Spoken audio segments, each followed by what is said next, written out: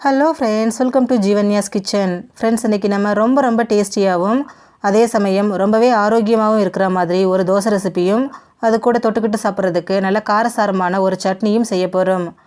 இந்த தோசை மாவை நம்ம புளிக்க வைக்கணும் அப்படிங்கிற அவசியம் கிடையாதுங்க. மாவை அரைச்ச உடனேவே நம்ம தோசை செய்ய ஆரம்பிச்சிடலாம். சாப்பிட்றதுக்கு ரொம்ப டேஸ்ட்டாகவும் ரொம்ப ஆரோக்கியமாகவும் இருக்கும். இது எப்படி செய்கிறதுங்கிறத பார்க்குறதுக்கு முன்னாடி நம்ம சேனல் ஜீவன்யாஸ் கிச்சனை மறக்காமல் சப்ஸ்கிரைப் பண்ணி பக்கத்தில் இருக்க பெல் சிம்பிளையும் கிளிக் பண்ணிக்கோங்க. இது செய்கிறதுக்கு நான் இன்றைக்கி 250 ml கப்பில் 1 கப் அளவுக்கு கொண்டக்கடலை எடுத்து அதை ஒரு 8 மணி நேரம் ஊற வச்சு எடுத்துருக்குறேங்க. நீங்கள் ப்ரௌன் கலருக்கு பதிலாக வெள்ளை கொண்டக்கடலை கூட யூஸ் பண்ணிக்கலாம். இது நீங்கள் காலையில் பிரேக்ஃபாஸ்ட்டுக்கு செய்கிறீங்கன்னா நைட்டே ஊற வச்சுருங்க. இல்லை நைட்டுக்கு தான் செய்ய போகிறீங்க அப்படின்னா காலையில் ஊற வச்சிங்கன்னா உங்களுக்கு சரியாக இருக்கும். இது கூட சேர்க்குறதுக்கு எந்த கப்பில் 1 கப் கொண்டக்கடலை எடுக்கிறீங்களோ அதே கப்பில் அரை கப் அளவுக்கு இட்லி அரிசி எடுத்துகிட்டு அதை ஒரு 2 மணி நேரம் ஊற வச்சு எடுத்துக்கோங்க. அரைக்கிறதுக்கு 2 மணி நேரத்துக்கு முன்னாடி ஊற வச்சிங்கன்னா சரியாக இருக்கும்.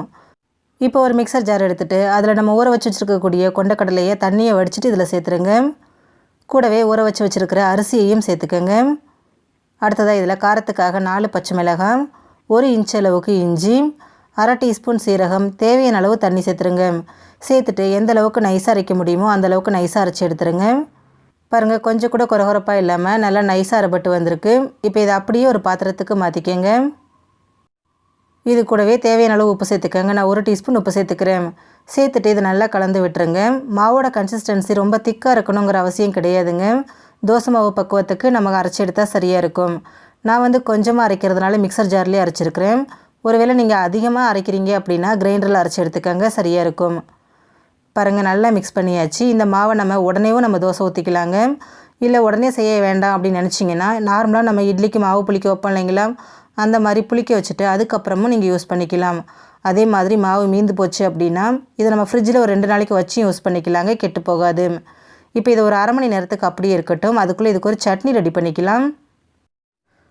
இந்த சட்னி செய்ய ஸ்டவ்வில் ஒரு பேன் வச்சுட்டு அதில் 2 டீஸ்பூன் எண்ணெய் சேர்த்துக்கோங்க.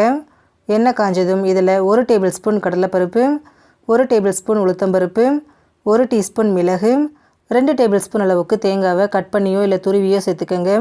கூடவே காரத்துக்கு தகுந்த மாதிரி வரமிளகாய், நான் 4 வரமிளகாய் சேர்த்துக்கிறேன். சேர்த்துட்டு இது எல்லாத்தையும் நல்லா வறுத்துக்கோங்க.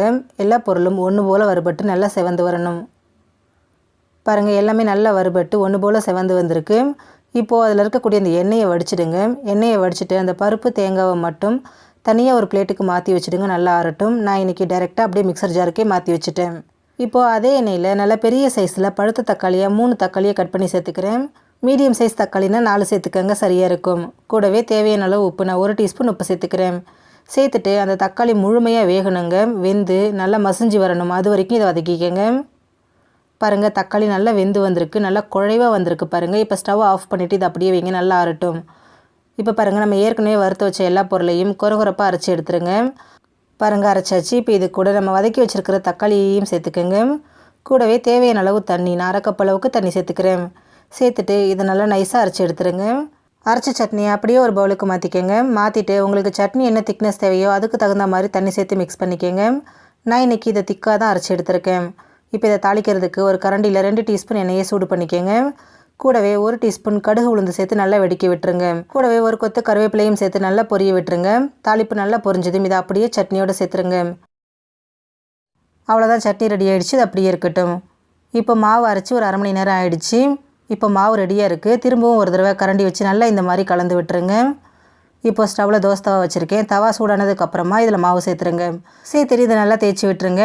உங்களுக்கு தோசை எவ்வளோ மெல்லிசாக வேணுமோ அந்தளவுக்கு நீங்கள் மெல்லிசாக தேய்ச்சிக்கலாங்க. தேய்க்கிறதுக்கு அழகாக வரும். தேய்ச்சதுக்கப்புறமா இதில் கொஞ்சமாக எண்ணெய் விட்டுருங்க. எண்ணெய் விட்டுட்டு ஸ்டவ்வை மீடியம் ஃப்ளேம்லேயே வச்சுட்டு வேக விடுங்க. ஒரு பக்கம் நல்லா வெந்து கொஞ்சம் செவக்கட்டும். நல்லா வெந்ததுக்கப்புறமா இதை இன்னொரு பக்கத்துக்கு திருப்பி போட்டுருங்க. ஒட்டாமல் வரும். திருப்புறதுக்கு ரொம்பவே ஈஸியாக இருக்குங்க. திருப்பி போட்டுட்டு இன்னொரு பக்கம் 1 நிமிஷத்துக்கு வேக விடுங்க. 2 பக்கமும் நல்லா வெந்ததுக்கப்புறமா இதை நம்ம எடுத்துடலாம். நல்லா கிறிஸ்பியான தோசை ரெடி ஆகிடுச்சு. இதை நீங்கள் தோசையாக தான் ஊற்றணுங்கிறது இல்லைங்க, ஊத்தப்பமாவும் செஞ்சுக்கலாம். இப்போ தோசைக்கல்லில் 1.5 கரண்டி அளவுக்கு மாவு சேர்த்துட்டு நல்லா மொத்தமாக இந்த மாதிரி தேய்ச்சி விட்டுருங்க. இதுக்கு மேலே கொஞ்சமாக பொடியை நறுக்கின வெங்காயம், கொஞ்சமாக துருவின கேரட் சேர்த்துக்கோங்க. கேரட் இல்லைன்னா வெறும் வெங்காயம் மட்டுமே நீங்கள் சேர்த்துக்கலாம். அடுத்ததாக இதில் கொஞ்சமாக எண்ணெய் விட்டுருங்க. இப்போ இதை மூடி போட்டுட்டு ஒரு 2 நிமிஷம் அப்படியே வேக விடுங்க. ஒரு பக்கம் நல்லா வெந்ததுக்கப்புறமா இன்னொரு பக்கத்துக்கு திருப்பி போட்டுருங்க. திருப்பி போட்டு வேக விடுங்க. 2 பக்கமும் நல்லா வெந்ததுக்கு அப்புறமா இது நம்ம எடுத்துடலாம். உங்களுக்கு தோசையாக வேணுனாலும் செஞ்சுக்கலாம், இந்த மாதிரி ஊத்தப்பமாகவும் செஞ்சுக்கலாங்க. ரொம்ப சிம்பிளான முறையில் நமக்கு கொண்டக்கடலை தோசையும் அது கூட தொட்டுக்கிட்டு சாப்பிட்றதுக்கு நல்ல காரசாரமான ஒரு சட்னியும் ரெடி ஆகிடுச்சு. ஃப்ரெண்ட்ஸ், நீங்களும் இதே காம்பினேஷனில் செஞ்சு கொடுங்க. இந்த வீடியோ உங்களுக்கு பிடிச்சிருந்தா லைக் பண்ணுங்கள், ஷேர் பண்ணுங்கள், கமெண்ட் பண்ணுங்கள். ஜீவன்யாஸ் கிச்சனை சப்ஸ்கிரைப் பண்ணி பக்கத்தில் இருக்க பெல் சிம்பிளையும் கிளிக் பண்ணிக்கோங்க. அப்போ தான் நான் போடுற வீடியோஸோட நோட்டிஃபிகேஷன்ஸ் உடனுக்குடனே உங்களுக்கு வரும். தேங்க்யூ.